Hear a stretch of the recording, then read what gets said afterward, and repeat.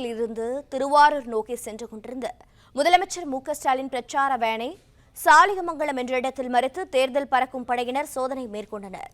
விவரங்களை செய்தியாளர் ராஜா விவரிக்க கேட்கலாம். ராஜா வணக்கம்.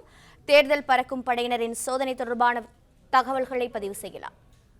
வணக்கம். அதாவது இன்று முதலமைச்சர் தேர்தல் பரப்புரையை திருவாரூர் மாவட்டத்தில் துவங்க இருக்கிறார். இன்று மாலை திருவாரூர் மாவட்டத்தில் துவங்க இருக்கிறார். அதுக்காக தனி விமானம் தஞ்சை விமானப்படை தளம் வந்த முதலமைச்சர் சாலை மார்க்கமாக தஞ்சையில் இருந்து பிரச்சார வாகனத்தில் அமர்ந்தபடி திருவாரூர் சென்றார். அப்பொழுது சாலியமங்கலம், அதாவது தஞ்சையில் இருந்து திருவாரூர் செல்லும் வழி சாலியமங்கலம் என்ற இடத்தில் பிரச்சார வாகனம் அவருடைய வாகனம் சென்ற பொழுது படை அதிகாரிகள் அவரது பிரச்சார வாகனத்தை நிறுத்தி சோதனை மேற்கொண்டனர். அதாவது வழக்கமாக அந்த சோதனை என்பது வாகன சோதனை என்பது தேர்தல் பறக்கும் படை அதிகாரிகள் நடத்துவது வழக்கம். அதன்படி முதலமைச்சரின் வாகனத்தை சாலியமங்கலம் என்ற இடத்தில் நிறுத்தி சோதனை மேற்கொண்டனர்.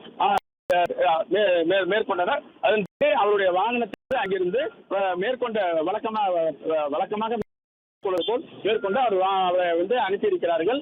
இந்த சம்பவம், அதாவது முதலமைச்சருடைய பிரச்சார வாகனத்தை முதலமைச்சர் செல்லும் போது அவருடைய வாகனத்தை நிறுத்தி தேர்தல் பறக்கும்படை அதிகாரிகள் சோதனை நடத்தியது திமுக தொண்டர்கள் மற்றும் நிர்வாகிகள் மத்தியும் சற்று அதிர்ச்சியை ஏற்படுத்தி இருக்கிறது.